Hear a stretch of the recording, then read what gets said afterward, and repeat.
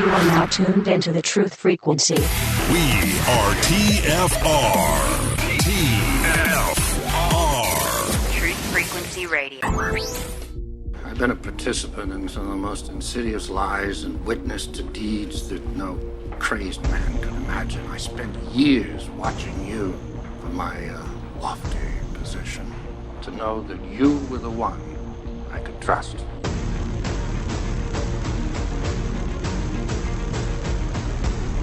And why did you lie to me?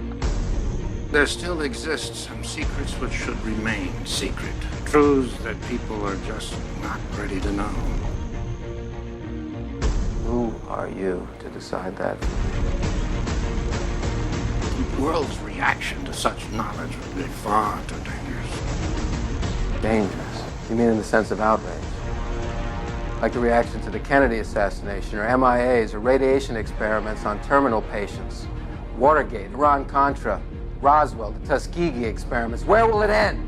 You want answers? I think I'm entitled. You want answers? I want the truth! You can't handle the truth! Get out! Or what? You'll kill me? Always remember, dissension's the greatest form of patriotism. The very word secrecy is repugnant in a free and open society. And we are, as a people, inherently and historically opposed to secret societies. We have before us the opportunity to forge a new world order. Yes, we can. As you say. Let us never tolerate outrageous conspiracy theories. A lie is most convincingly hidden between two truths. Well, I guess it won't end. No! I don't have time for this. This is about saving the future of humanity. We know things are bad, worse than bad. We know the air is unfit to breathe and our food is unfit to eat. I don't want you to protest. I don't want you to write to your congressman because I wouldn't know what to tell you to write. I don't know what to do about the depression and the inflation and the crime in the street. All I know is that first, you've got to get mad. The line must be drawn here. This far, no farther. I want you to get up right now. Go to your windows, open them, and stick your head out and yell, I'm a human being. My life has value, and I'm not going to take this anymore. You shall not pass! You're listening to the Revolutionary Radio Project with your host, Rob Skiba.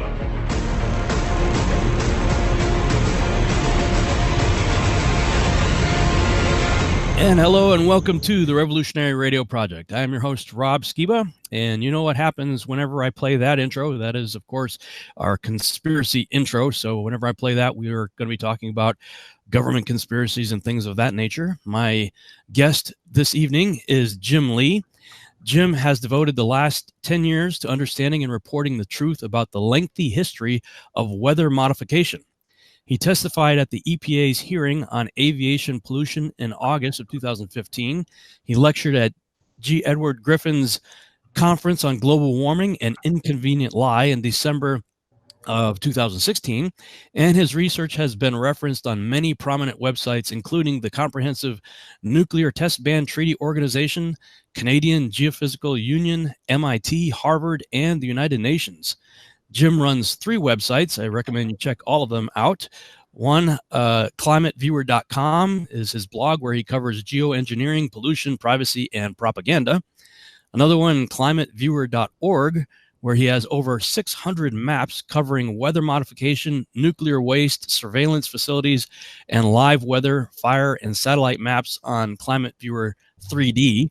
And finally, weathermodificationhistory.com, the most comprehensive weather modification and geoengineering timeline on the internet. And so it is my privilege to welcome to the Revolutionary Radio Project for the first time, Jim Lee. Jim, how you doing? Pretty good. Want to fight about it? No, I don't. Oh, I swear everybody's so polarized today. This is obviously a controversial topic that most people don't know very much about. And anytime you talk about the weather, somebody wants to say, why can't we just talk about the weather? Well, even the weather can be very controversial. Boy, isn't that the truth? It seems like these days I could say hello and it starts a firestorm. So what'd you say to me? What'd you say, huh? You talking to me? He's talking to me. You want some of this? You want some of this? Yeah, I know the feeling, man. Well, a couple weeks ago, I had Dane Wigington on my radio show, and it's the first time I think I really had a guest on to talk about what's going on in the skies above us. Of course, that was a controversial show, as many of my shows tend to be. And I thought at the time that was the most important show that I think I'd ever done. And as a result of doing that show, I was somebody on my Facebook page says, "Hey, you might want to check out Jim Lee." So I'm like, okay. So I did. And one of the first things I saw, Jim, was your article and video you did on fear porn and Planet Nibiru, something coming every September to wipe us out. And interestingly enough, like 2 days ago, what do you know? A Fox News article comes out about an asteroid that may, has a 1 in 7,000 chance of hitting us this September.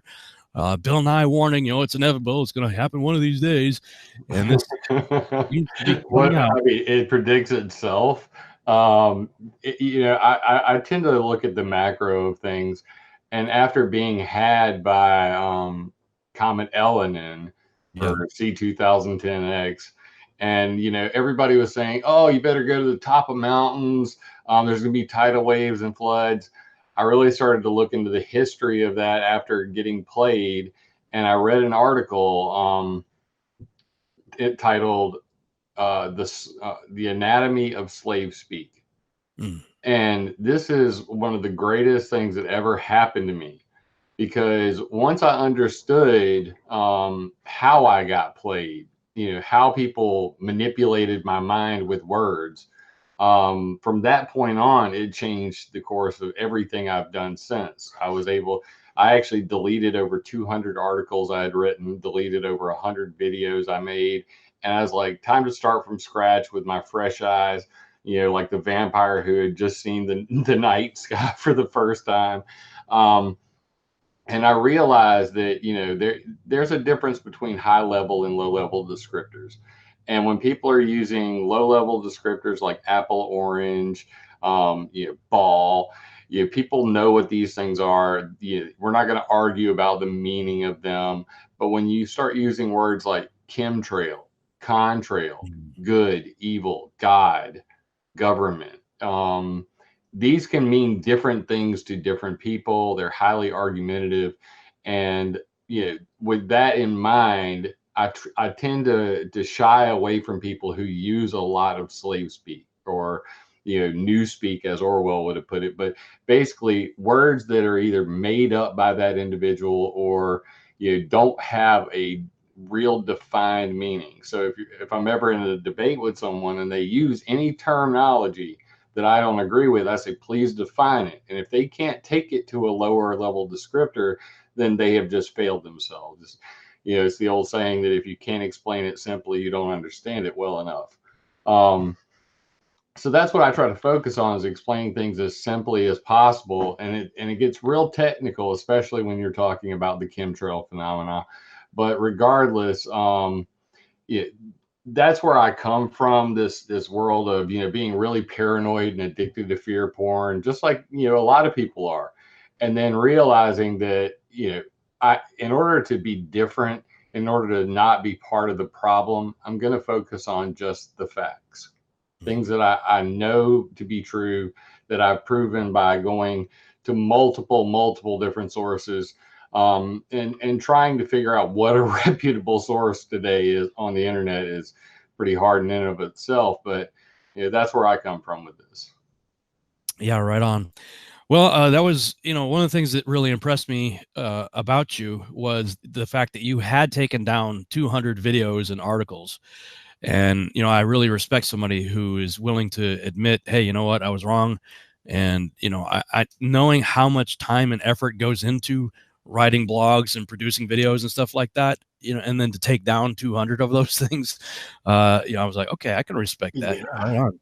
It burned, but at the same time, I can't live a lie, and that's going to be my legacy. You know what I mean? Like, if I get hit by a car today, that crap, that paranoid, delusional stuff that I had put together, even though it had 90% of it was still factual, my skew on it, my perspective on it made it something that it should not have been. And I didn't want that to stand for all time, because Lord knows it was on WordPress.com, and they won't delete anything unless, I mean, it's rare. I mean, my old blog is still up there. It's r3zn8d.wordpress.com. It used to be resonated.net. But I've since got away from all of that stuff. I was anonymous at the time, and I had resonated.net, and resonated.com was my radiation database, or where I put all my maps, and now it's climateviewer.com and climateviewer.org. But still, I have a lot of those old articles up that didn't end up going to the nuts end of the internet. I migrated over to this new world of looking at things through new eyes, and I think that it's been very beneficial. It's been well received even by scientists. I've the director of HARP, ex-director now, Chris Fallon of HARP.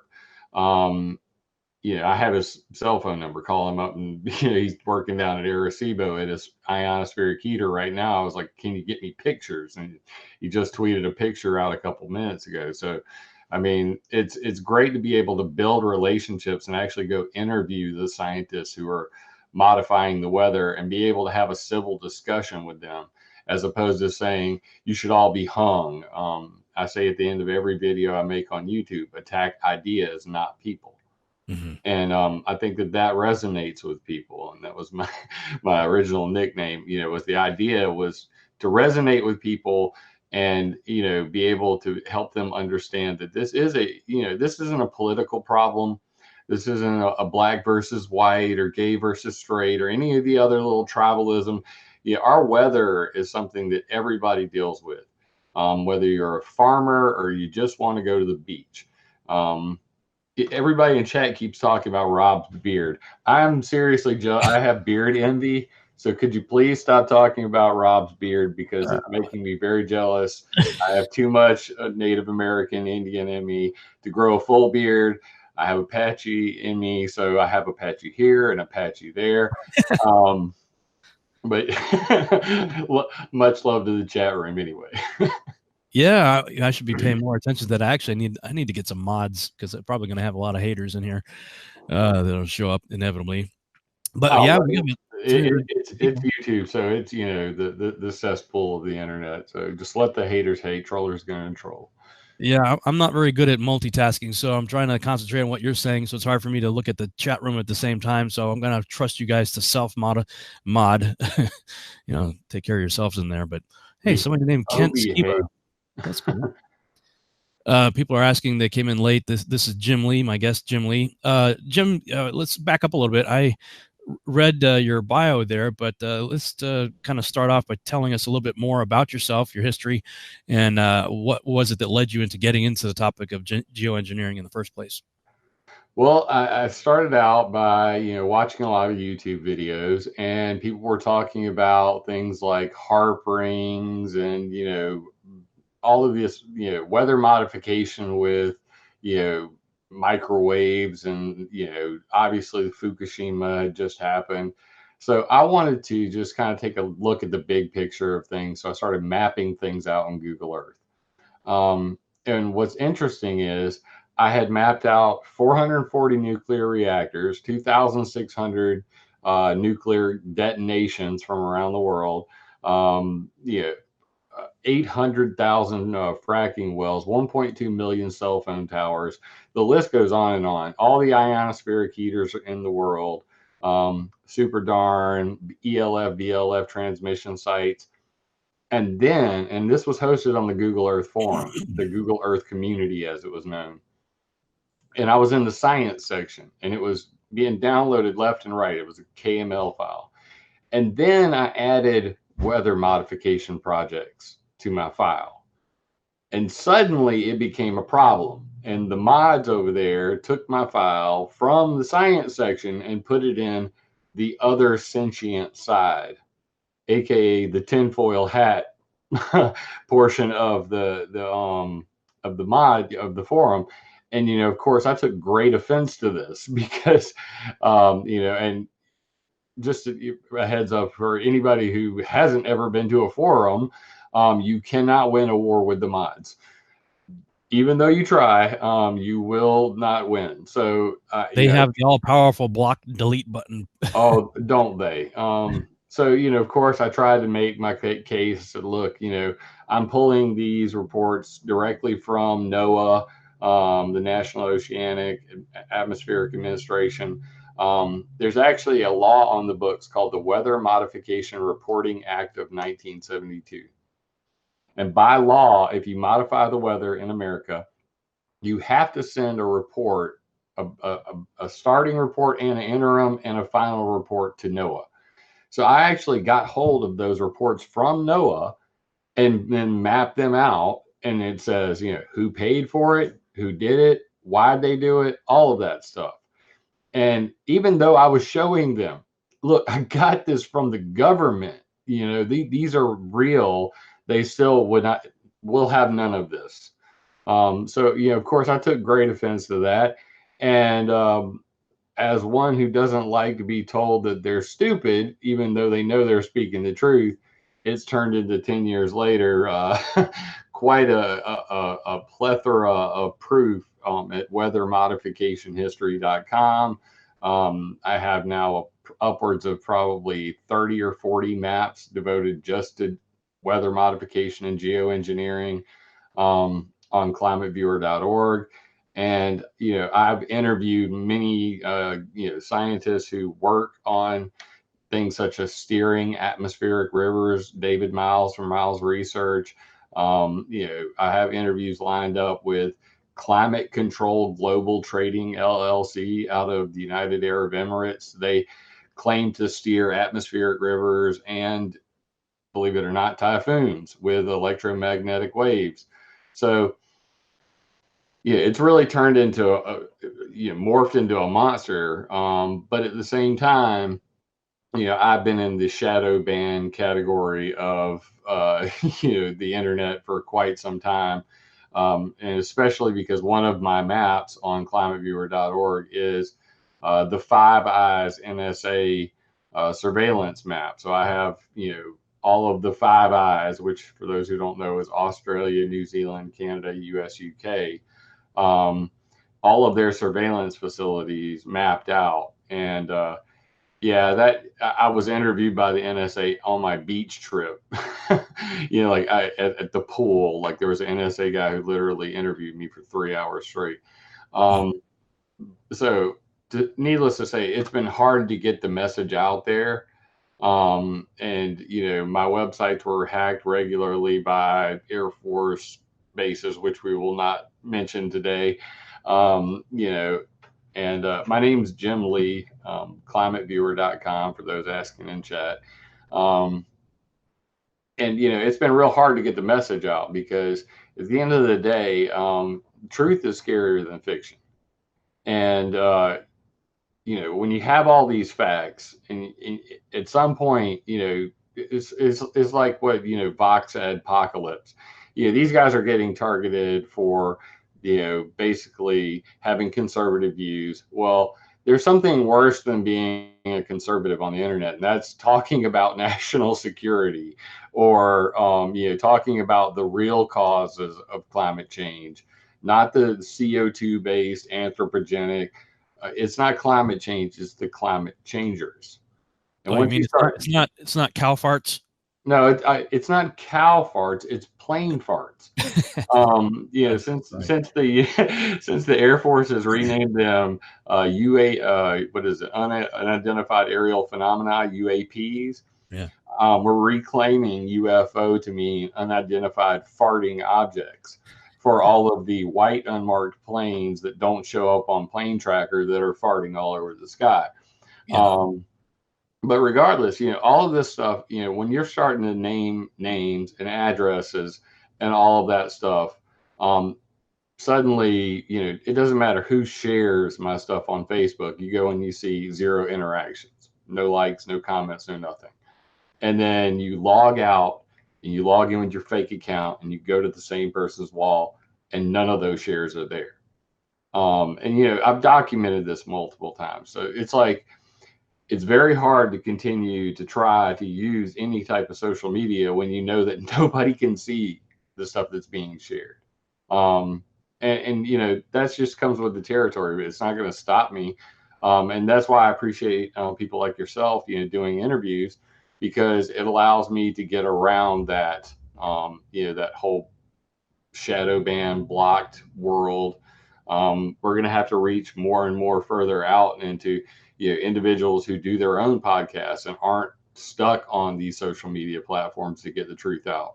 And that's a shame, but, you know, I greatly appreciate the opportunity. Yeah, for however long it lasts here, you know, there was the independent UK article came out about YouTube cracking down on various things, and they give a list of controversial topics and whatnot that their algorithms are going to start targeting, and they're going to start removing channels. And I'm like, well, shoot, I have there's a few of those algorithms that I certainly fit. So I don't know if the writing's on the wall or what. And my time here may be limited. Already starting to look for alternatives, but you know, you were talking about the report, 1972 report to NOAA. If I heard you correctly, you were saying that anytime they do weather modification, they have to register it in some sort of document and with NOAA. Is that correct? Yeah, it's NOAA form 17-4A and -4. It's the interim initial report on weather modification activity, and then there's an interim/final report. And what it basically says on it is, you know, what's your name, who's funding this, what's your intention, what kind of chemicals are you going to be using, you know, what's the square mileage of the area that you intend to modify, and then what were your results. And even though that's a federal law on the books, you know, I've actually written it. If you go to weathermodificationhistory.com and you click on weather modification laws, it's right in the middle of the page on the front page. I actually go state by state and then list out all of the state laws that pertain to weather modification, you know, licensing or whatever. And if you look, there's a really, really weird one on, and I'm going to bring it up real quick because I don't want to butcher this, but there's a really weird one in Washington.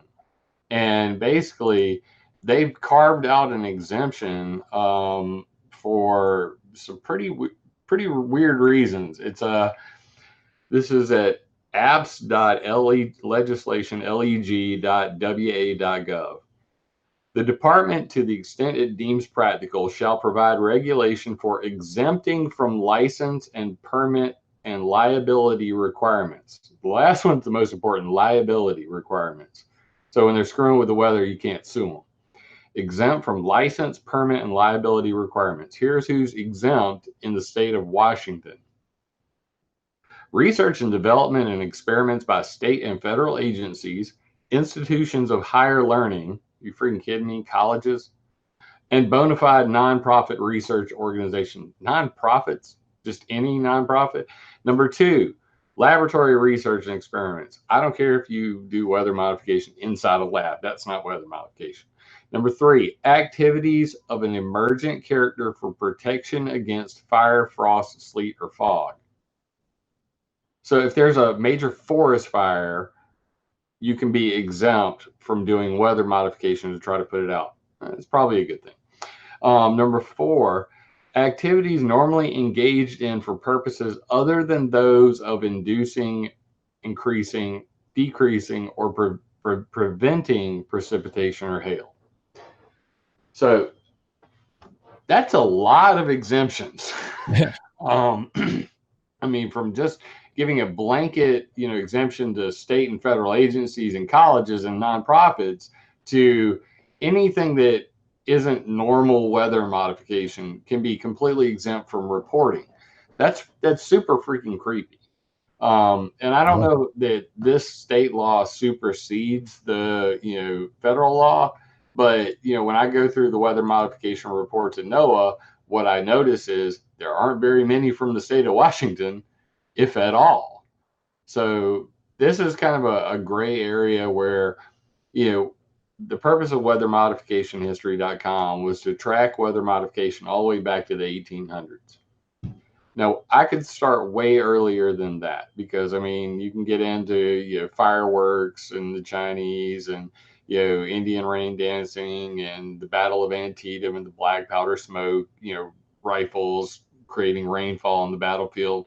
That's not intentional weather modification. So we decided to start at 1800. So is that how they figured out? I was always curious about how did they learn how to modify weather? Are you saying that the sulfur and whatnot from gunfire just inadvertently started creating rain during battles and stuff like that? Yeah, more so with the gunfire, it's black carbon or carbon black. It's soot. So the actual soot is a major cloud condensation nuclei, as they like to call it, a CCN, or a cloud seed. So basically, to make a cloud or to make rain, you need three things. You need some dust, some kind of speck of dust. You need water, and you need some, electricity. So static electricity to make the water stick to the dust. All right, hold that thought. We're going to break right now. Stand by.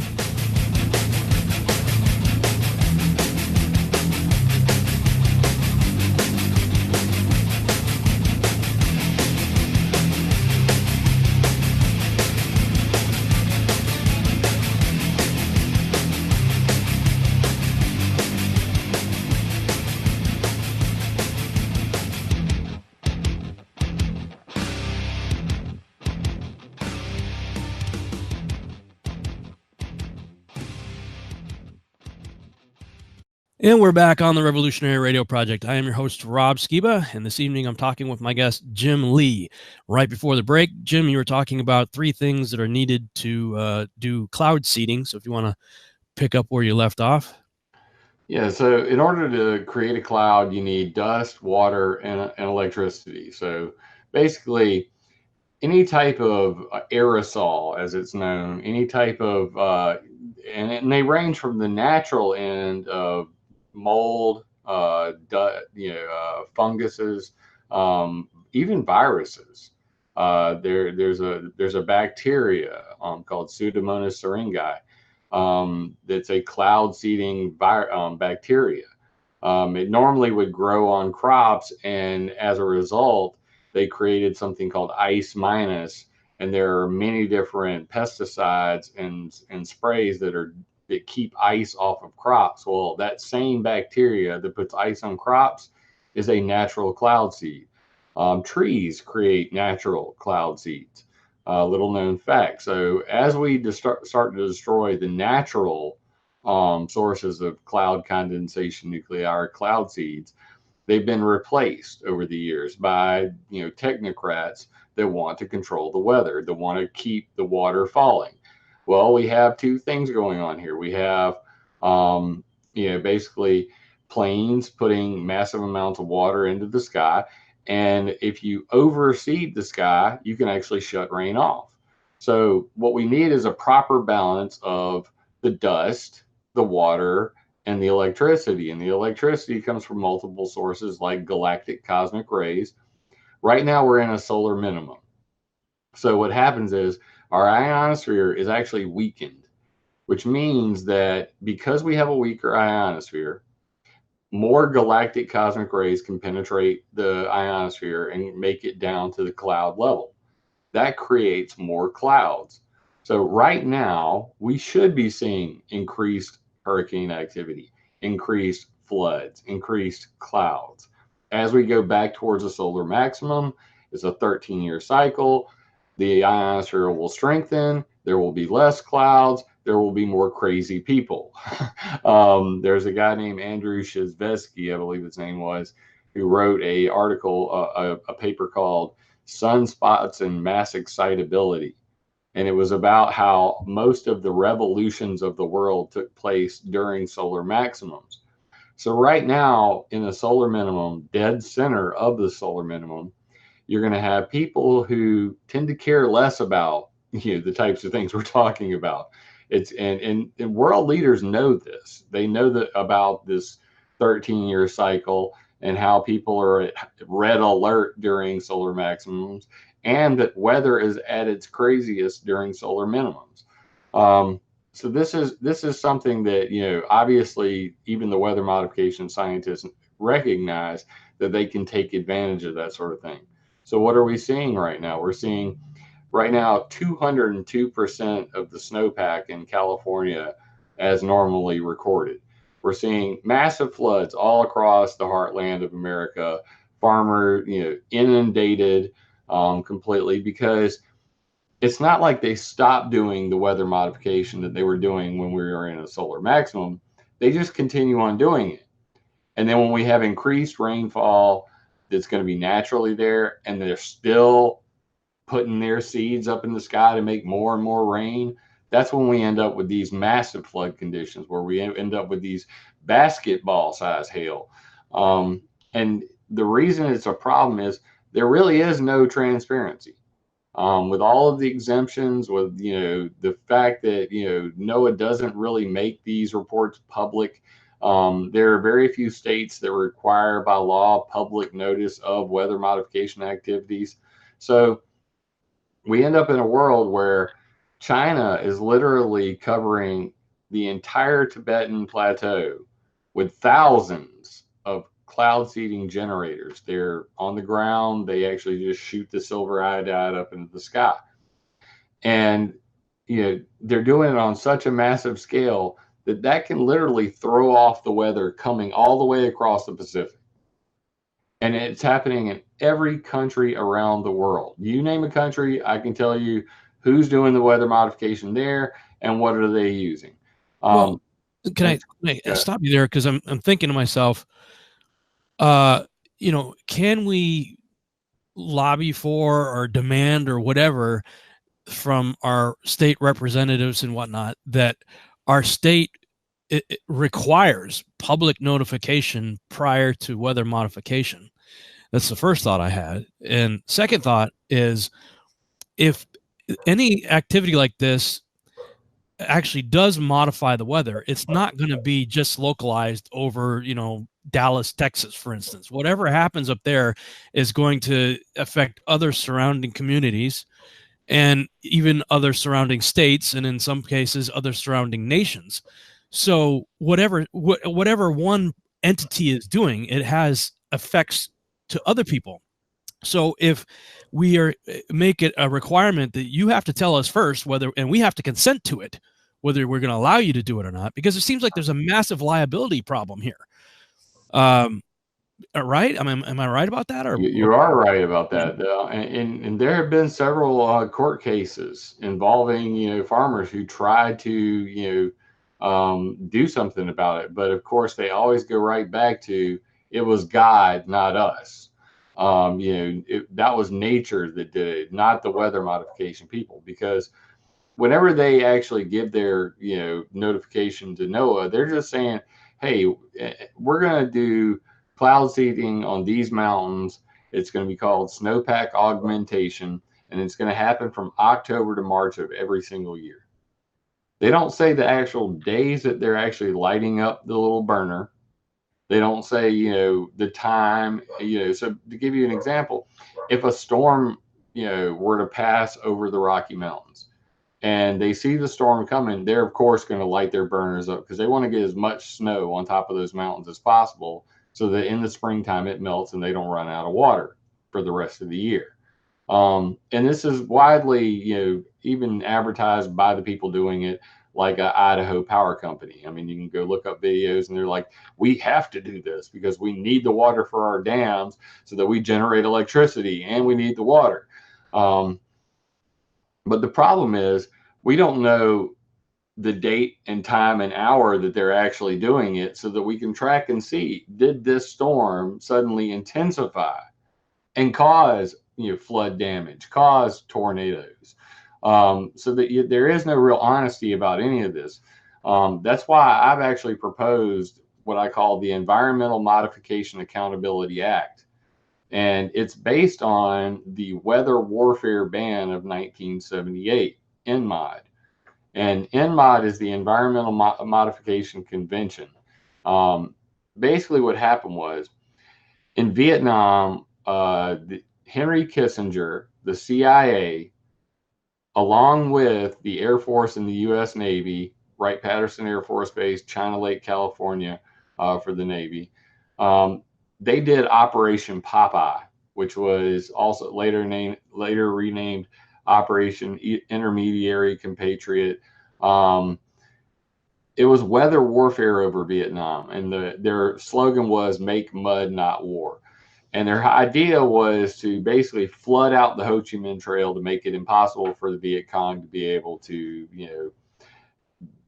ship weapons and any vehicles at all up and down the Ho Chi Minh Trail. The problem with it is not only did they use silver iodide, they used lead iodide. Now everybody's already heard about the Agent Orange problem with the Vietnam vets. Now let's throw into the mix that they were spraying lead overhead, massive amounts. Now they did weather warfare for 5 years over Vietnam, and they didn't tell a soul, not even the Secretary of Defense, Melvin Laird is what I want to say. He didn't even know that they were doing it. Henry Kissinger, the CIA, and only 19 individuals at the bases in Vietnam even knew this was going on. And of course, Lyndon Johnson, the president. So they were able to keep this a secret, even in the military, especially from the world, until reporter Jack Anderson, hero of the day, saw a note on Lyndon Johnson's desk. And basically that note said, continue weather modification operations in, Laos. And he reported on it initially in the Pentagon Papers, and then it was reported in multiple newspapers around the United States around 1972. When this became public, of course, the entire world started losing their mind over this. And then after that, Russia and America agreed to sign a United Nations treaty, the prohibition of, I'm having a brain fart. They have a very long name for the NMOD. They shortened it to the Environmental Modification Convention. Thank God. But it was the prohibition of hostile intent of use of climate modification technologies, environmental modification technologies. And basically, it was a ban on weather warfare. And what it bans is military or any other hostile type of weather modification activity that uses weather as a method of doing harm, and it has to be long lasting or severe. So that's in quotations. What I'm trying to push for now, and I've actually gotten multiple cloud seeding scientists, geoengineering scientists to agree to, is that we've come to a point where we really need worldwide, and I don't trust the UN at all. I think they're feckless, they're spineless, but this is the only law in the books that literally has the potential to bring some truth to light about what we call clandestine weather modification or rogue geoengineering, the type that the military would be doing. And then I'll give you an example. Just recently, a brigadier general in Iran said that Israel and other countries in the region were stealing its clouds. It was pretty famous little, it was everywhere. The CIA contacted Dr. Alan Robach. He's a geoengineer, and he said, if another country were to be modifying the weather over America, would we know it? And Alan Robach thought to himself, I think at the same time they were asking me, if we were to be modifying the weather over another country, would they know it? And if you go to weathermodificationhistory.com and you click on the tag weather warfare, what you're going to see is a whole bunch of Freedom of Information Act requests from the early 90s, 1994 through 1997, which show the U.S. military actively engaging in weather warfare to this day. So even though it was banned in 1978, there was no way to actually, prove beyond a shadow of doubt if somebody was doing weather warfare.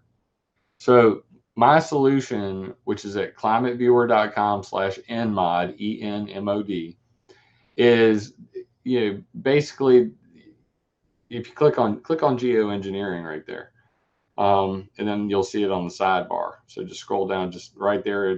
It's right there, the Environmental Modification Accountability Act.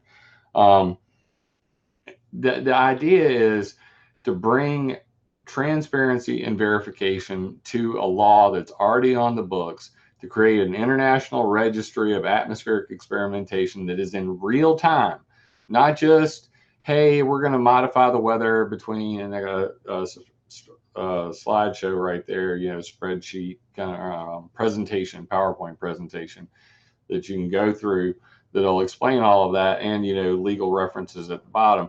But basically, the idea is to have real-time updates on when people are modifying the weather around the world, and the purpose of that is to, and right there on the screen at the bottom, I went to the 21st conference on planned and inadvertent weather modification. I interviewed Raytheon, the U.S. Naval Research Lab, Dr. Daniel Rosenfeld, Dr. William Cotton, who was part of Operation Storm Fury, steering hurricanes, a whole slew of very important people. And I pitched the solution to them, because at the end of the day, we need them to agree to this as well. And it has a precedent. So as you mentioned at the beginning of the show, I've been mentioned on the Comprehensive Test Ban Treaty Organization, the Nuclear Test Ban Treaty Organization's website.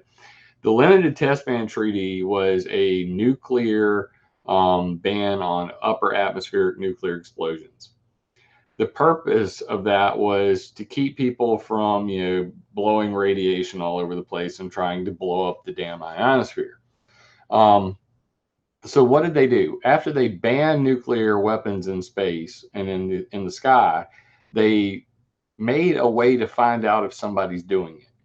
And it's called the International Monitoring System, the IMS. And the CTBTO runs that. So what they have is sensors that detect infrasound. They have seismographs. Seismographs detect earthquakes. They built a sensor network around the planet to detect and triangulate when a nuclear bomb goes off. So not only did they ban it, they came up with a network of sensors that guarantees they know when it happens. And that's the important part. So why am I bringing this up? Because when they banned weather warfare in 1978, they never created a way to catch somebody in the act. So how do you prove hostile intent? Well, for one, you need to tell us you're not hostile. So that's the transparency side of things.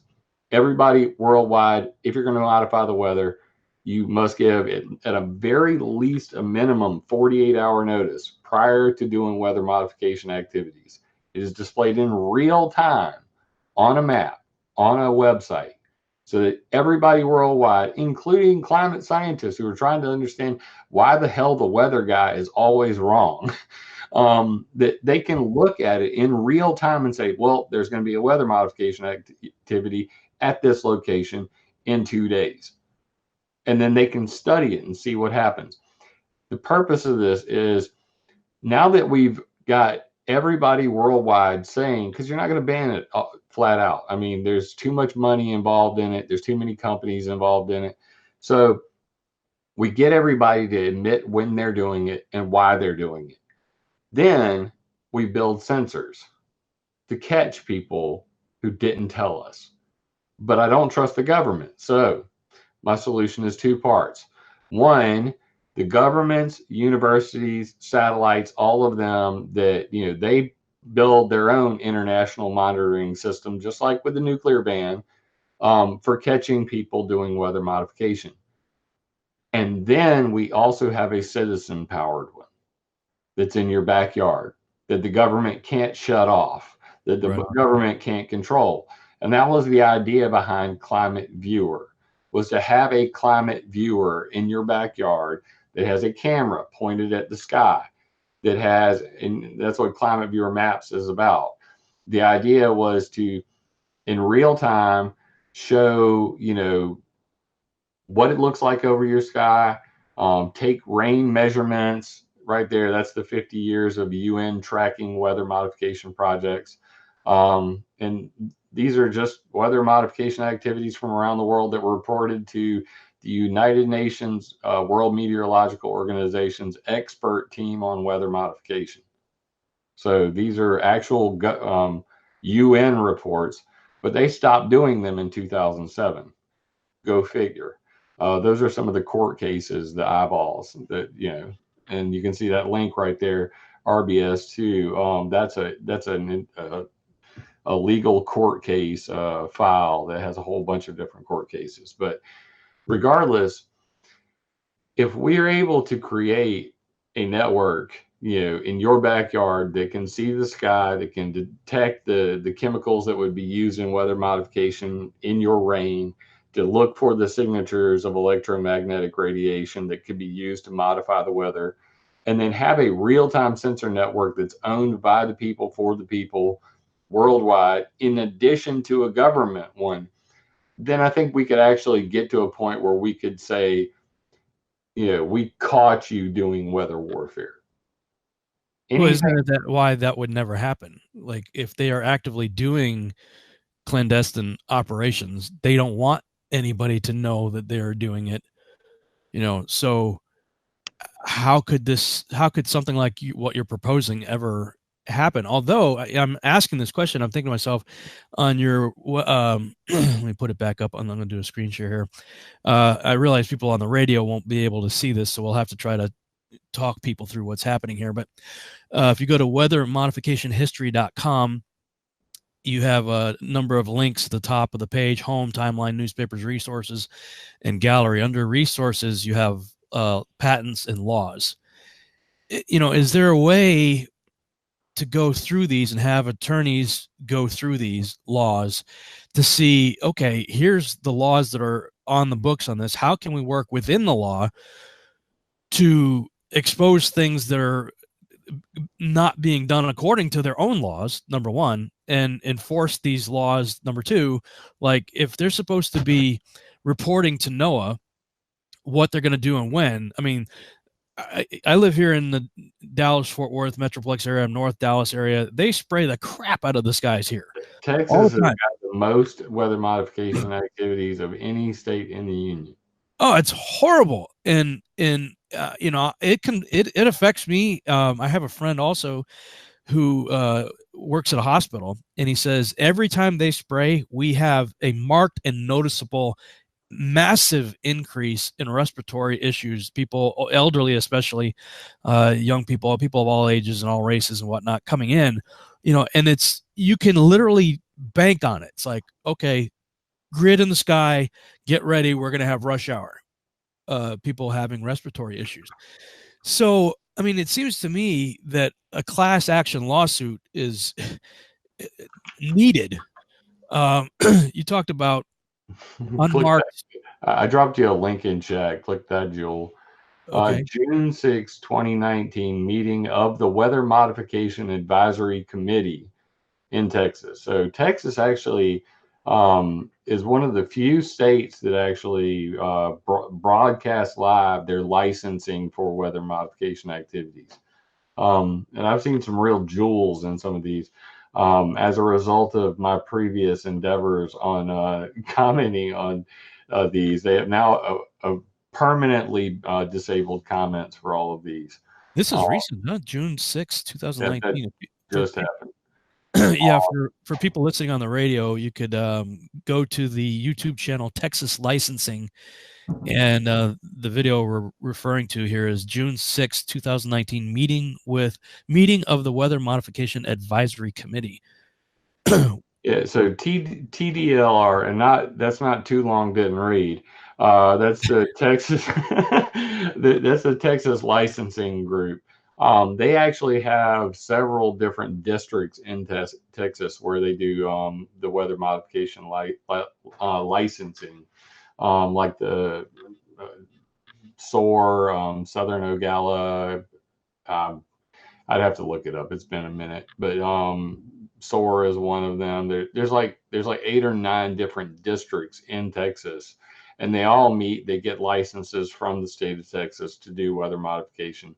There's even a really funny quote from Obama about Texas, and they were complaining about the weather and everything, and Obama said, well, as much weather modification activities as you guys do down there, I'm surprised you're complaining at all about climate change. Wow.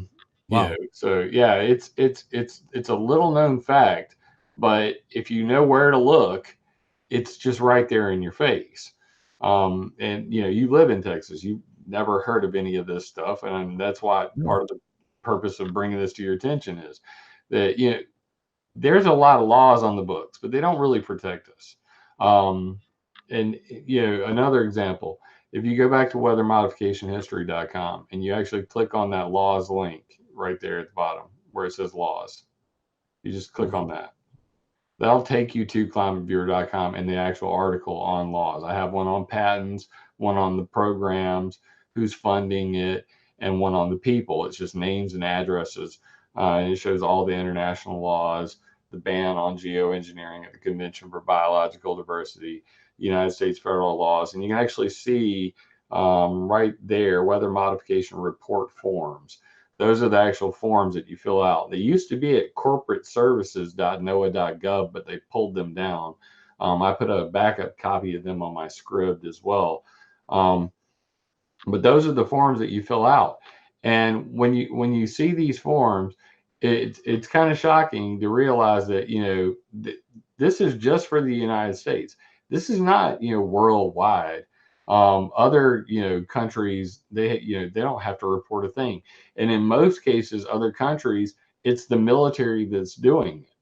So in Russia actually did some cloud seeding with cement, and it was a pretty funny article where they were basically tossing it out of the back of a Russian plane that's similar to a C-130. They had the little drawbridge down in the back of the plane, and they were tossing out bags of cement. Well, one of the bags didn't break up in midair and literally fell through a guy's roof. Well, see, but this is the problem. It's like there's no oversight.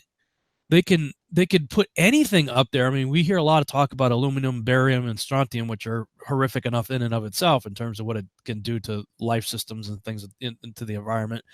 But when you realize, like you said, any kind of particular anything, bacteria, fungus, viruses, whatever they feel like, cement, whatever they feel like throwing over our heads, they can do so with no oversight. There's nothing preventing them from doing, and God knows we've got enough history to prove that they have done and will do whatever they want. We're going to break, so we'll have to continue when we come back. Stand by.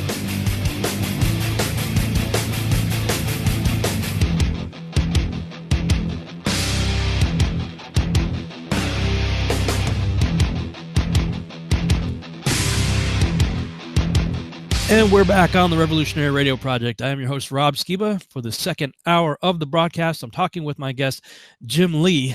And right before the break, we were talking about the fact that there's no oversight. There's no oversight here. They can put anything they want to in the sky. People talk about aluminum, barium, and strontium, which are in and of themselves bad for the environment, bad for our health, and all living organisms. But they can put anything up there: bacteria, virus, fungus, cement, or God knows what else. Nanotechnology or whatever that can control our brains and what have you. There's no oversight here. So I mean, there has got to be something that we, the people, can do to try to at least regulate, but stop this crap. Yeah, and that's why I'm pushing for this kind of legislation, because at the end of the day, it's true, between what they would call accidental geoengineering is what we see overhead with the chemtrails. People refer to it as chemtrails, but if you talk to any climate scientist, they'll look at you and they'll just go, okay, I don't want to talk to you. You're a stupid person. But if you want to look into it and see what's actually coming out of these planes, I have several scientific references on an article titled "Aluminum, Barium, and Chemtrails Explain Just the Facts." And right there at the beginning, you'll see The detected metallic compounds were internally mixed with soot particles. The most abundant metals in exhaust from jet aircraft were chromium, iron, molybdenum, sodium, calcium, aluminum. Also detected vanadium, barium, cobalt, copper, nickel, lead, magnesium, manganese, silicon, titanium, and zirconium. And so right there, these are, all of the metals that are coming out of the back of these planes. These are what make up the cloud seeds. The soot is the carrier for the metals. So soot is a cloud seed. It makes clouds. It is filled with nanoparticles of metal. All what goes up must come down. So we're all breathing this crap, and the story goes on. And if you scroll down even further, you can actually see a breakdown of what's in the jet fuel itself. Even though there are complete morons who believe there is no jet fuel, planes run on compressed air theory that's going around right now. I believe that's in direct opposition to the facts I'm bringing to the table. It's like, I make a climate viewer 3D, and then out of the blue comes, a whole lot of flat earthers going, Jim Lee's a globe earther. But we won't touch that round flat subject right now, because whether the earth is round or flat, you should probably care about who's controlling the weather over your house. Yeah, either way, with whichever model you believe in, the fact that somebody is spraying toxic stuff into our atmosphere every day over our heads should be a major concern to us. Yeah, and that's where I come at. I come at it from, trying to be realistic. If you scroll down just a little bit further, you're going to see orbital lifting and sounding rockets. And like I said, I've been in contact right there, that tweet. Chris Fallon was the director of HARP, and I've been, we talk on the phone. I've DM'd him a lot, and I was arguing with Paul Fox, a meteorologist from Fox News.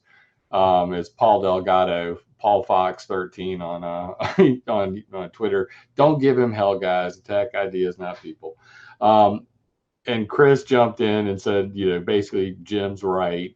The sounding rockets are legitimate chemtrail science, that they release chemical trails from sounding rockets. So things like trimethyl aluminum, barium, strontium, sulfur hexafluoride, cesium-137. You would not believe the kind of stuff that they're spraying from these sounding rockets. I call them chemtrails from space. So I go through, we have a lengthy portion of weather modification history devoted towards what they're releasing from these. And there's another great one right there, where every time the space shuttle was launched, 304 tons of aluminum oxide came out. That's wow. Every launch. Now, well, yeah, I mean, look at the plume that thing leaves behind when it takes off. Yeah. So most people know, and then if you try to compare 304 tons of aluminum oxide to the amount of aluminum coming out of planes, it's not even close. I mean, it's like, rockets versus planes. Rockets win every day. So you have sounding rockets being fired up into the sky. They're punching holes. And that photo right there, scientists warn space age fuels may affect world's life by changing weather. That's Harry Wexler. And he warned back in 1952 that basically this could, punching holes in the ionosphere and the exhaust that's coming out of these rockets could end up changing the weather on a worldwide basis.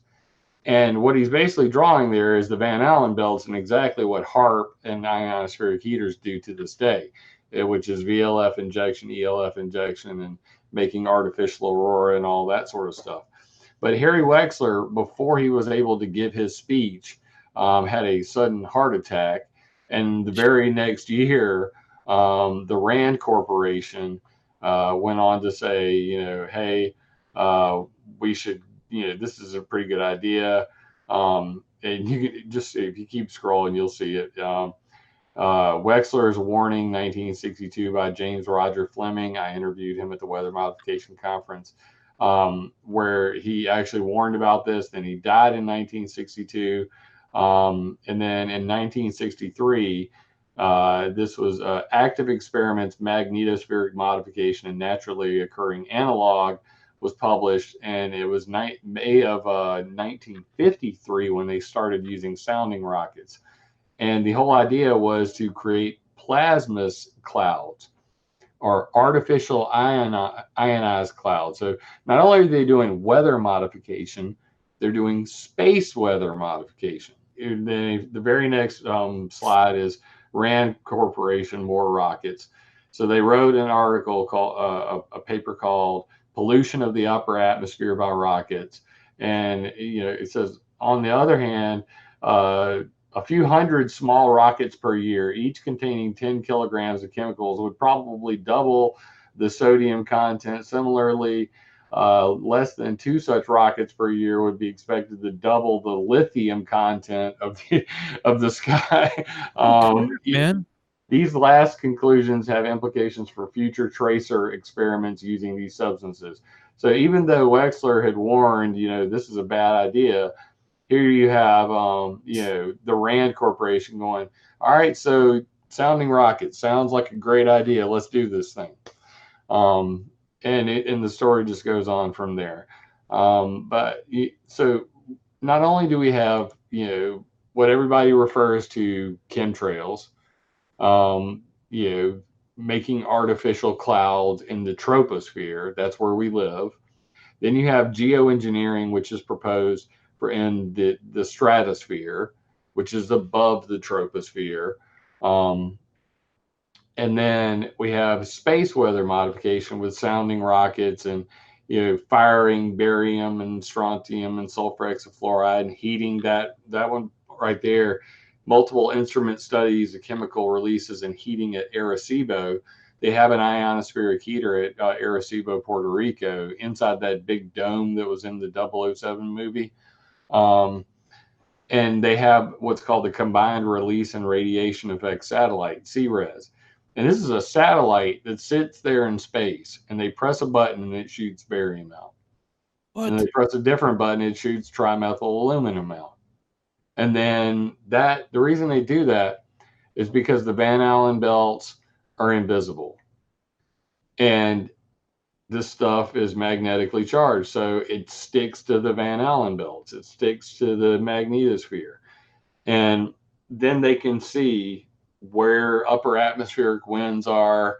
And they can trace all that. And then there's all of the stuff that was actually released by the reports from the CRES satellite on screen. These are facts. This stuff happened. It happens on a daily basis, and this can be proven in a court of law. These are well, for people who are listening on the radio, first of all, they can't see what we're talking about here. So you could go to climateViewer.com/2,015/aluminum-barium-and-chemtrails-just-the-facts. And you can scroll through and see what we're talking about here. We have legal documents showing that this is what they are putting into our atmosphere. Whatever goes into our atmosphere goes into our lungs. It coats everything on Earth. This is something that's going to affect all of us. And, I'd like to get into some of that. Yeah, and that's kind of the overriding purpose of Climate Viewer 3D. So can you see my screen right now? I can switch it. Yep. I am switched to your screen now. So, yeah, I've been tracking this stuff for a purpose. This is climateviewer.org/3D. Okay. If you're on climateviewer.com, it's right there. Yeah, there you go. And these are all the ionospheric heaters worldwide, which I've mapped out. Then obviously the HARP facility. Then we have defense missile radars, which can modify the ionosphere as well, all around the globe. The Russian woodpecker, super darn. The list goes on and on. But these are just the ELF and BLF sites. So a lot of people talk about these things, and they'll say to me, Well, you don't have the ionospheric heater at Exmouth, which is, right here. And I mean, you look at these things, it's like the Star of David. That's a VLF transmitter. It's not actually an ionospheric heater. So I've spent great length of time, going through and figuring out what these actual freaking devices are, so that I can, show people this is, a VLF transmitter. If you click on it, here's the sign out in front of it. You know what I mean? Not wasting any time here. This is a lot of work to go through and try to find all this stuff. 10 years of work total, and showing you a 2 million watt radio transmitter, that is not an ionospheric heater, but is bad for you for these reasons. Great website, Broadcast Theory, on that, if you want to check it out. But with diagrams and all that. And this is just one facility. I mean, if you go around the world, you can see there are all of these different facilities, and I go through them all in great detail. You can actually make the ground 3D as well by scrolling down to terrain, and you can actually see what these look like. Like this one right here is in a valley. Wow. And you can actually see all the antennas. Nobody can comprehend the amount of thousands of hours I've put into creating these maps. I can appreciate it. I don't program to the level you do, but just looking at knowing what I do know, this is a ridiculous amount of time you've put into this. Yeah, and thank you. And I mean, it is ridiculous because I'm passionate about it. So all the GWEN stations, which is the Ground Wave Emergency Network, they're low frequency transmitters, to the space fence, the Navispasor space fence. This is just the radiation section for electromagnetic radiation. And then you go into the geoengineering section, which is geoengineering and weather modification. And that's where the 50 years of UN tracking is. And then all of the different cloud seeding generators across America. And I wanted to just kind of show you, these are the NOAA reports on weather modification. So wait, when you say cloud seeding generators, are you talking about ground-based things that launch stuff into our atmosphere as opposed to the chemtrail planes? Correct. So this is what they look like. I'll show you a photo. This is from Idaho Power. And on the left-hand side, you have the fancy modern-day remote cloud seeding generator. It's got the propane tank at the bottom. It's got a solar panel, satellite communications, the burner boxes at the top. Silver iodide goes into there. It's pumped up through propane, yada, yada, yada. On the other side, you got the redneck version, which has been in use since 1949 when it was invented by Irving P. Crick. And it's basically just a propane, acetylene, acetone mixture, and then the silver iodide's in this box, and it's got a burner head. So what they do is they put these on the wind driven side of a mountain. It's called orographic cloud seeding. So what they end up doing, and I'm going to go through and flip them all on real quick, just so you can see, that's the Tibetan plateau. We'll turn that on too. They're cloud seeding all of that. But I'm going to show you real quick what this looks like. And I'm going to flip on all the cloud seeding generators that I've been able to find so far. And this is what you end up with. Let me get this out of the way, and I'm going to come back up here to the top real quick, make it black so it's easy to see. And then you see all these fire icons. Yeah. That's all the cloud seeding generators across America that I've been able to find. Wow. Again, for people who are listening on the radio, this is at climateviewer.org/3D. You'll have to click around to see what he's talking about here, but it's all pretty, the user interface is very friendly. And yeah, it's real easy to use. I'm constantly working on it. I coded it all myself. And if you have any suggestions, please forward them to jim@climateviewer.com and I'll work on it. But the point of this is, from October to March of every single year, these cloud seeding generators are burning. And the purpose is to burn enough, to put enough snow on top of mountains so that come the following year, everybody gets their melt runoff water, the spring meltwater. The problem, and some of these are also paid for by like Vail, Colorado, ski resort. So it's not just water municipalities and stuff like that. But you can see each of these, where I got the original map by clicking on the icon. This is from the government or the local authorities. This is an actual live status report map. This is Colorado cloud seeding, as you can see right now.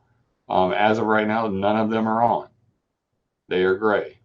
No data, like, not. I mean, you're talking about redneck cloud seeding and stuff like that.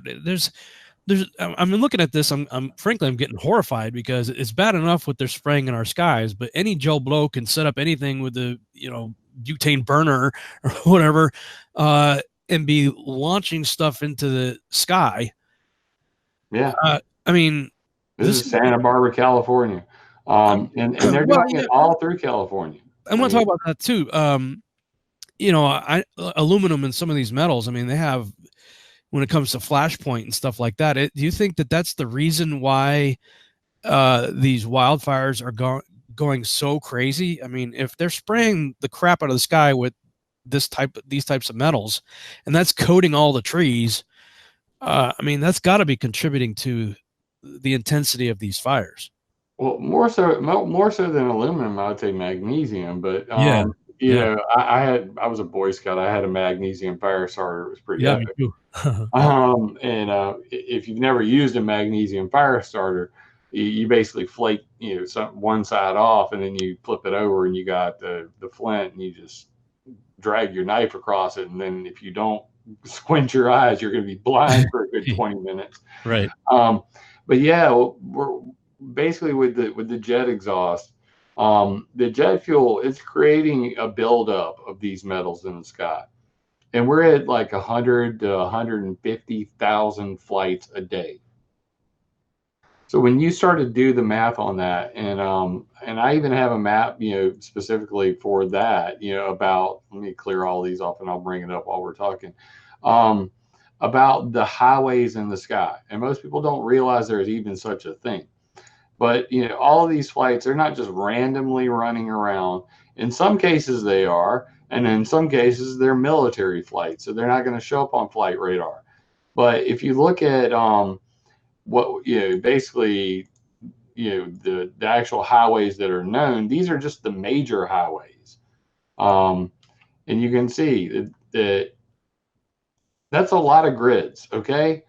That's a lot of grid patterns. This is Atlanta. So these are the international airports. There's Dallas right there. Lots and lots of grids that overlay each other. And the reason for this is pretty simple.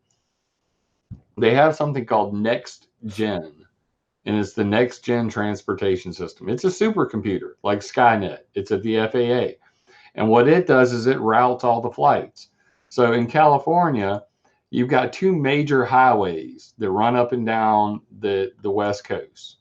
And you can see them here. They're pretty significant. And they are constantly being traveled. So they're constantly laying down a stream of aerosols that are building up in the sky. This causes two problems. One is obviously the fallout thing that you're talking about. That stuff's going to fall. But even so, it's not so much a fallout problem. And this is why I want to explain this. The residency time of soot in the atmosphere at altitude can be up to 10 days. So when the planes are dumping something, you're seeing it fart all over the sky in California, it can remain suspended in the air for up to 10 days. Some of the metals may fall out quicker than that, 3 days. But generally speaking, the smaller the particle, the longer it stays in the sky. So here's the thing, the real problem with the planes farting all over the sky in California. It's called overseeding. So there was a study called CalWater 2015. And at it, there was a couple scientists who were bringing up this fact about atmospheric rivers and overseeding. And the idea is pretty simple. If you put too many particles in the sky, you can shut rain off. And that is the real problem. So By putting too many particles in the sky, you basically decrease the amount of large raindrops. There's only a certain amount of water in the sky. And if that water is divided among billions and billions and trillions of tiny particles, then they can't get big enough to fall. They're going to need more moisture before they can get big enough to fall. That's called overseeding. That is how you can actually, if you're doing weather warfare, you can deny rain to a location. In the case of California, is it intentional or not? I don't get into intent very often unless I can prove it, because I don't want to sound like an idiot. But one could make the argument that, when the scientists recognize that this is the case, they're not going to stop flying. AOC wants you to stop flying. The New Green Deal wants you to stop flying. And they recognize that, planes make clouds that trap heat. It's like putting a blanket over the planet.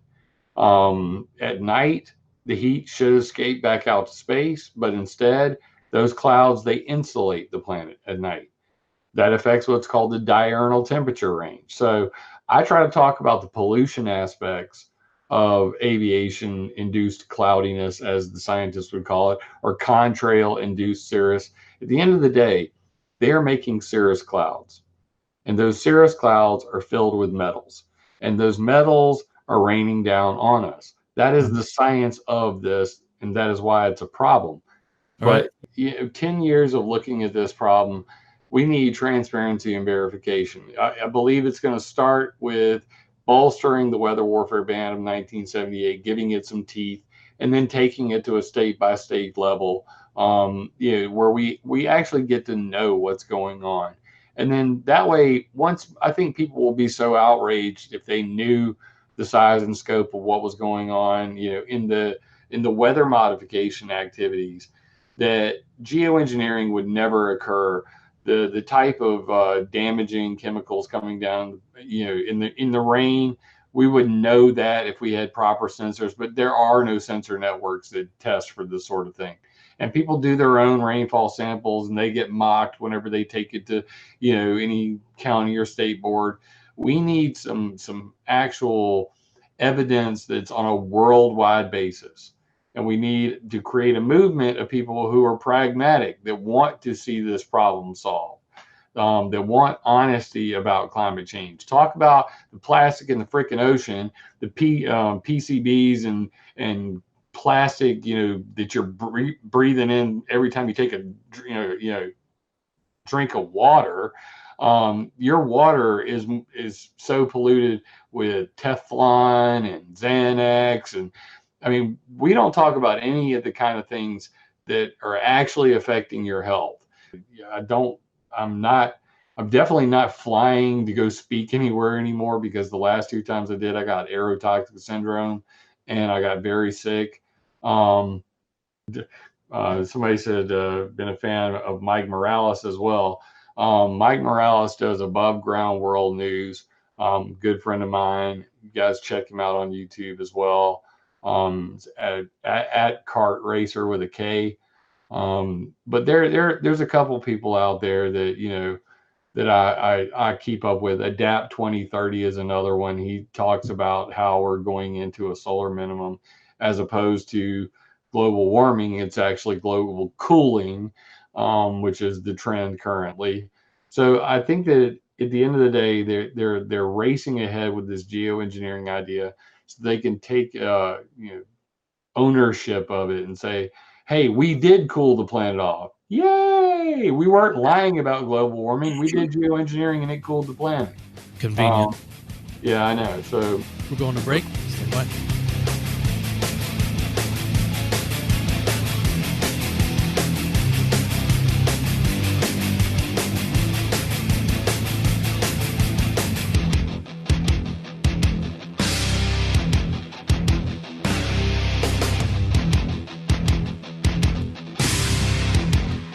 And we're back on the Revolutionary Radio Project. I'm your host, Rob Skiba. For the final half-hour segment of the broadcast, I'm talking with my guest, Jim Lee. And Jim, right before the break, you were talking about the pollution problem of airplanes flying.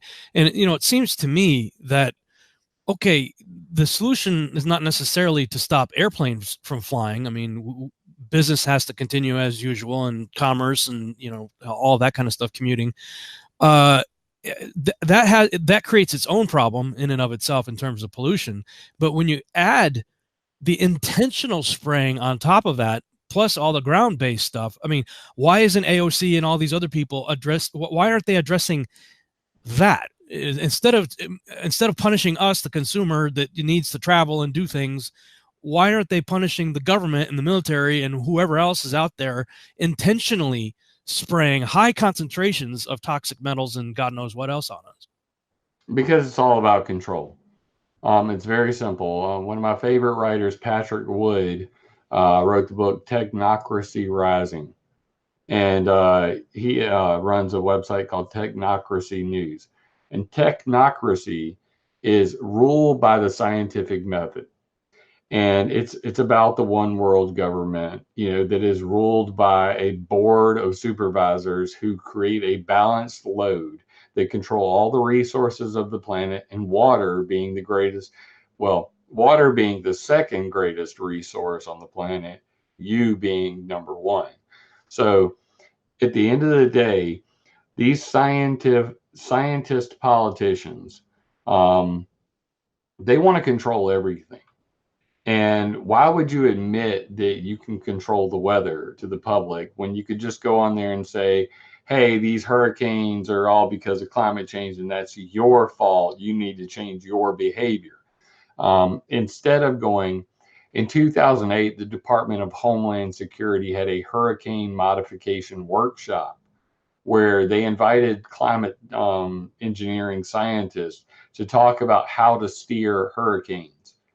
The top of the list, Mosh Alamaro from MIT, he said, let's dump soot into hurricanes to steer them.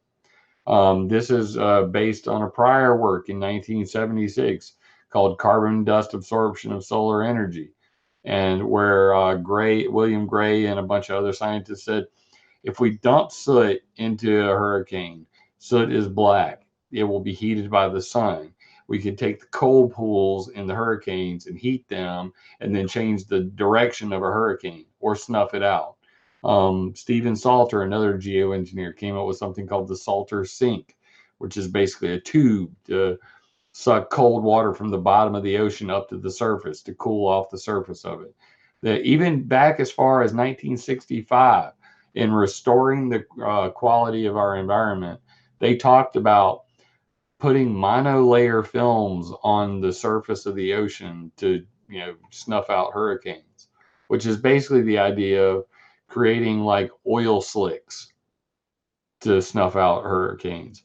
So you can't have extreme weather events and blame them all on climate change when there are climate changers that are actively experimenting on these, macro systems, on hurricanes. The thunderstorm solar powered satellite proposed by Bernard Eastland.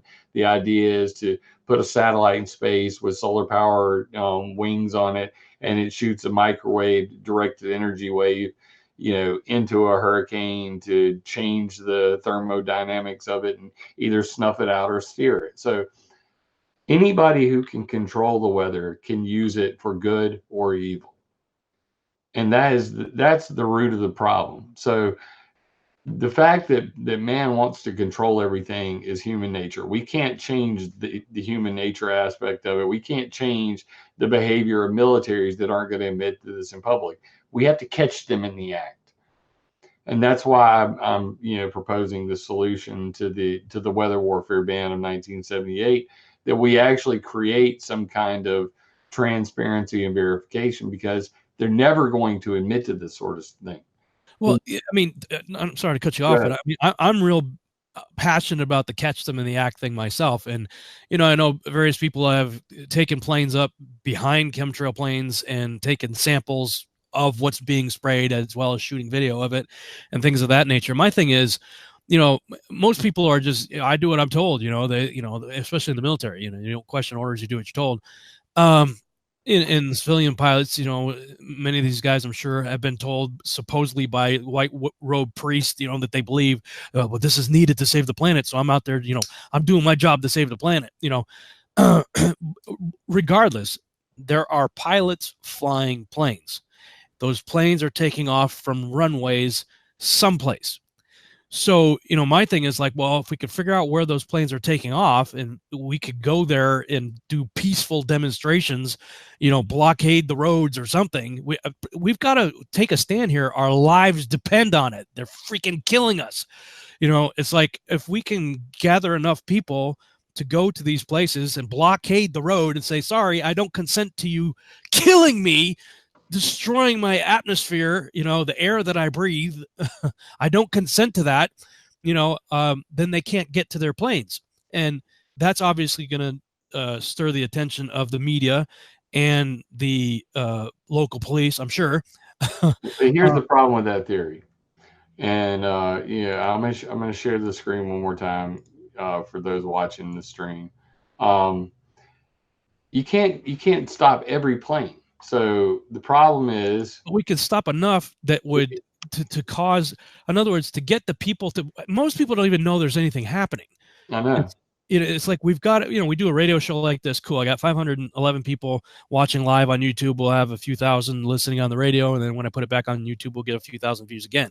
Cool. But there's 7 billion people on Earth that are dealing with this. And the media is not even recognizing that it exists.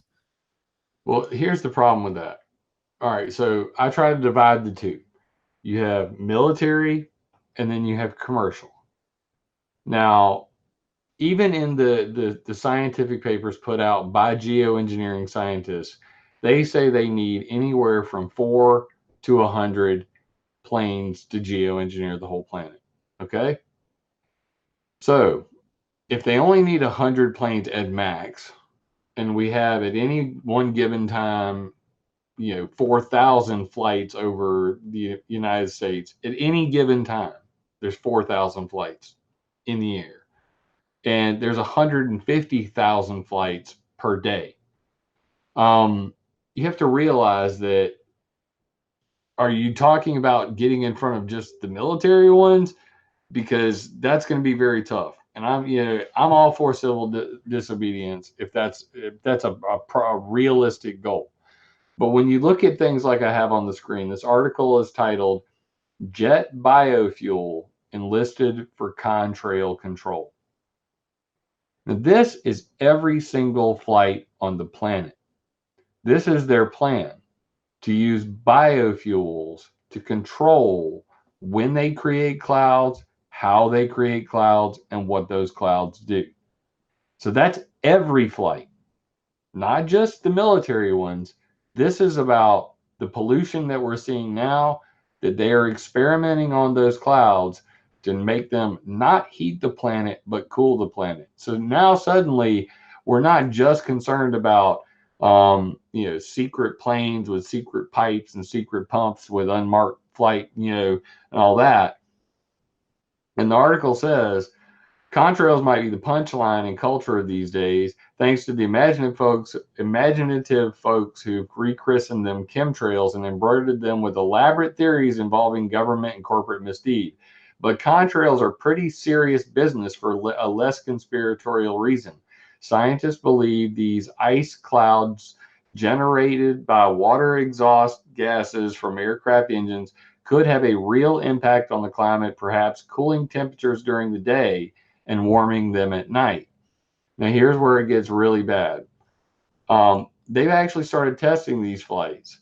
And, just like your previous guest, Dane Wigington, talked about, they've already done these tests. They've been doing these tests for many years. And in this video, you can see this plane is going to fly right up into the chemtrail. Watch for the nanoparticles. Ultrafine particles, fine volatile, fine particle concentration goes up through the charts right there. And then you can see they're actively testing the chemicals that that I mentioned earlier. That's where these scientific papers are coming from.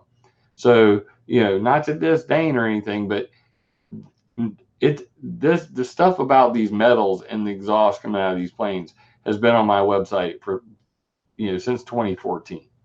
And that they are going to continue. This is a commercial flight using commercial fuel, and they are trying to control whether or not these clouds heat the planet or cool the planet. So that is active geoengineering through what they call contrail control.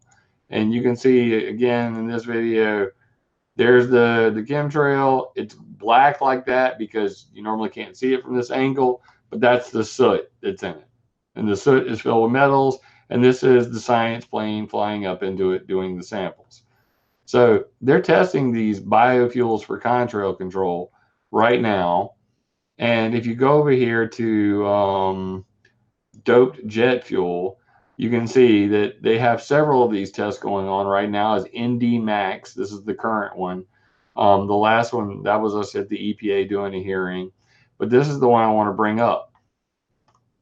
This is their solution, doped jet fuel sulfur content geoengineering. Applying high fuel sulfur content at aviation cruise altitude combined with ultra low sulfur jet fuel at lower altitude results in a reduced aviation induced mortality and increased negative RE compared to the baseline aviation scenario. So what that means is if we put high sulfur fuel and burn that when we're up at altitude, we can cool the planet like mimicking a volcano. And if we use ultra low sulfur jet fuel, we'll make less soot when we're taking off at airports, which will kill less people. This is their actual plan. And if you go down, I could go through and read you all this stuff. It's really boring for a lot of people who aren't scientifically minded. But these are the patents. Fuel system for vapor trail control. Guess who owns it? Rolls-Royce. They make the jet engines. And what they have here is a detection system to detect when they're making clouds, and then a way for them to control 2 fuels in one plane, 2 jet fuels, 1 fuel tank, contrail control. So that's 2 jet fuels in 1 tank, or have multiple jet fuels. Control unit and method for controlling the supply of a vehicle with multiple fuels. They do it through the jet fuel electronic control unit. This allows them to turn it off and on. This is in commercial flights too. So Delta Airlines, Southwest, every plane on the planet, we're going to be able to control when they make clouds, why they make clouds, and monetize that. Why? Carbon taxes and carbon credits. Right now, the airline industry is being faced with massive carbon taxes, and if they don't get their feces consolidated, they're going to be run right out of the sky. And that's what AOC and the New Green Deal and all these guys are talking about. So if they can prove that the clouds that they're making are cooling the planet, they could get carbon credits. This is called greenwashing, if you've never heard the term. It's the idea of taking a dirty fossil fuel industry and making it seem green. So biofuels are things like camelina plant, algae-based fuels, chicken fat to jet fuel, coal to jet fuel. One of my favorite, landfill waste to jet fuel. I mean, we're talking like, Back to the Future where he's stuffing the trash inside the back of the DeLorean. They're literally doing that through what's called the Fischer-Tropsch process and taking landfill waste and turning it into jet fuel. So, but all that's coming down on us. I mean, how do these people not see if their goal is to save the planet? I'm going to save the planet because they're afraid of some kind of extinction level event due to climate change. How does it make sense to come up with a solution that involves poisoning all life on Earth? I mean, the solution they're coming up with seems to me to be more toxic than the problem that they claim to be trying to address. Well, if you want to believe the conspiracy theorists, then that it's pretty obvious. And there have been many billionaires who've just straight in TV interviews saying there are too many people on the planet. And you can, I could go through a lengthy list, but Ted Turner comes to mind, Bill Gates, and multiple other individuals who've stated, hey, this is not sustainable. We have too many people.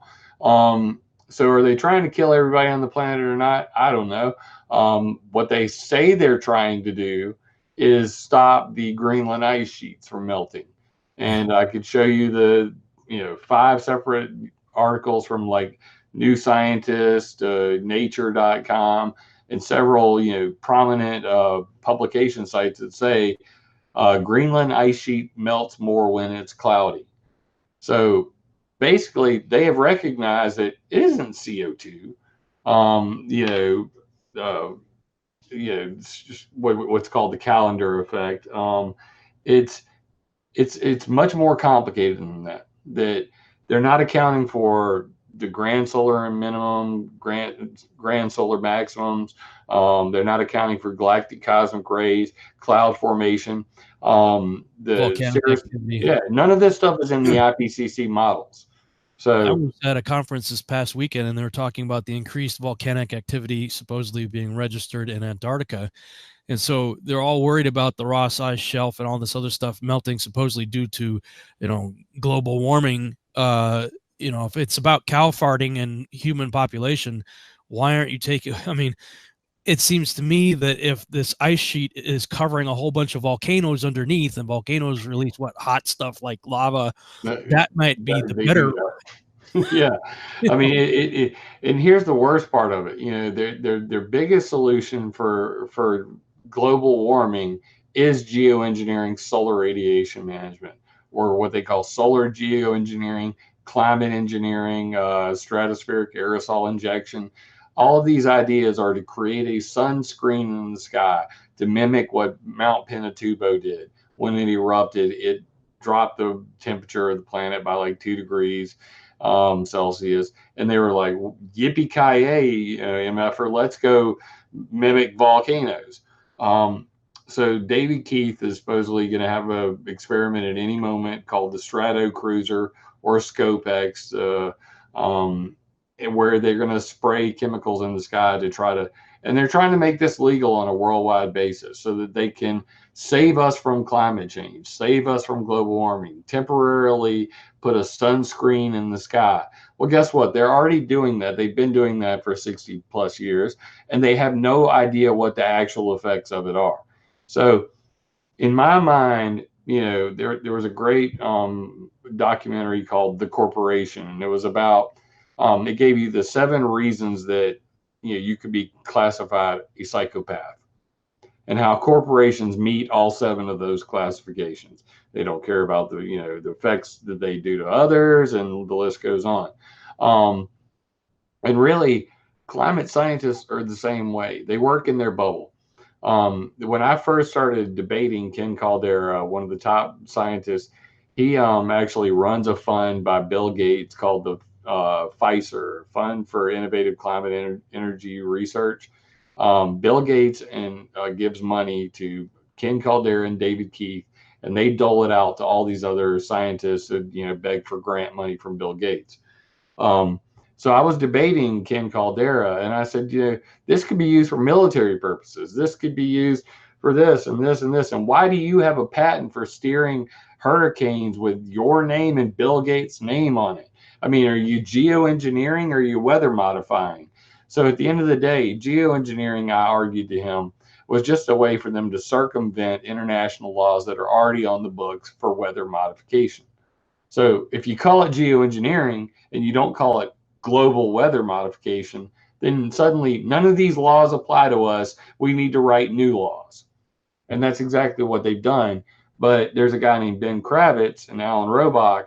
Alan Robach came up with 27 reasons why geoengineering is a bad idea. And Ben Kravitz is one of the lead modelers of what the effects of geoengineering would be if they actually ever deployed it legally. And the biggest effect being it would dry up the southern hemisphere and make the northern hemisphere wetter. Meaning there'd be a lot of dead people in the southern hemisphere and a lot of wet people in the northern hemisphere. Wow. So they literally put up on Ken Caldera's forum, SRM geoengineering, how to deal with the losers. This is what we call geoengineering governance. The losers are the dead people. The losers are the people who rain is never going to fall on their island again. The natural analog to this is when volcanoes go off it tends to dry up the Amazon basin. So they already know that this happens when volcanoes go off. They're trying to mimic volcanoes. So they're preparing for the worst. What happens when you dry up the world's largest forest? I mean, they have no understanding of the ramifications of what they do. So what I try to do is look at history and be pragmatic about it. So we had climate change in America in the 30s. It was called the Dust Bowl. And what did we do to fix it? That's the part that most people don't know.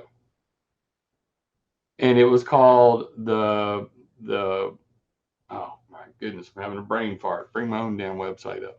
I want to get the actual term right. Had a very late night and kids today. But basically we planted 220 million trees. Yeah. And those 220 million trees ended up saving us from, it was called the Great Plains Shelter Belt. There you go. And I'm going to read this to you. By 1942, 220 million trees had been planting, stretching 18,600 miles in a 100-mile wide zone from Canada to the Brazos River. Even as of 2007, the federal response to the Dust Bowl, including the Prairie States Forestry Program, which planted the Great Plains Shelter Belt and created the Soil Erosion Service, represents the largest and most focused effort of the U.S. government to address the environmental problem to this day. So we stopped massive dust plumes, dust storms, ravaged farms, and all of that by planting trees. And what have we done? Since then, most of those trees have been cut down. And then there was a recent article about it. Great Plains Shelter Belt, most trees have been removed because farmers want that extra, so and so many acres to plant more freaking corn. Because, we use corn for everything. We're even using it for biofuel. So if you want your planes to fly on biofuel, they're going to use the corn as well to fly planes. So this problem is getting exacerbated in every direction. And people aren't looking to the past to say, look, we had major climate change in America. It was called the Dust Bowl, and we fixed it by planting 220 million trees. Now we're facing climate change. And what are we going to do? We're going to create a sunscreen which mimics volcanoes, which could kill the entire Brazilian Amazon forest. Unbelievable. Brilliant. Freaking brilliant. So, for the longest time, I would quote the Lorax because I consider myself the Lorax. I speak for the trees. Trees naturally seed the sky. Trees suck CO2 out of the sky. Trees slow down the wind, which stops erosion, which, by the way, the majority of dirt that blows into the sky is what? Aluminum. Most people don't even take this into account. So if you really want to stop climate change, you'd plant a whole bunch of freaking trees instead of cutting them down at the alarming rate that we are. But they're not looking at pragmatic solutions. They want control. Hey, and Jim, all these scientific solutions are bad. Yeah, we got about 2 minutes left before the broadcast ends. I really appreciate the opportunity. It's such a large topic, and it's such a controversial one at that, because a lot of people have very strong opinions, especially about the chemtrail thing. And it's one of the things that I hate talking about, because at the end of the day, Carl Sagan said it best. That one of the saddest lessons of history is this: if we've been bamboozled long enough, we tend to reject any evidence of the bamboozle. We're no longer interested in finding out the truth. The bamboozle has captured us. It is simply too painful to acknowledge, even to ourselves, that we've been taken. Once you give a charlatan power over you, you almost never get it back. And that is really where we're at in this world, especially when it comes to the conspiracy world, and as it relates to weather modification, geoengineering, HARP, any of these types of discussions. I look for pragmatic people online who want to talk about solutions based talk about the facts, but they're few and far between. And that's why I'm trying to do things differently. So I just hope that everybody would go through modificationhistory.com, learn the history, go to the maps, check them out. There's, several thousand hours worth of research there that you can go through at your leisure. And, climateviewer.com, that's where I post my latest YouTube videos and research, latest news. It's a blog.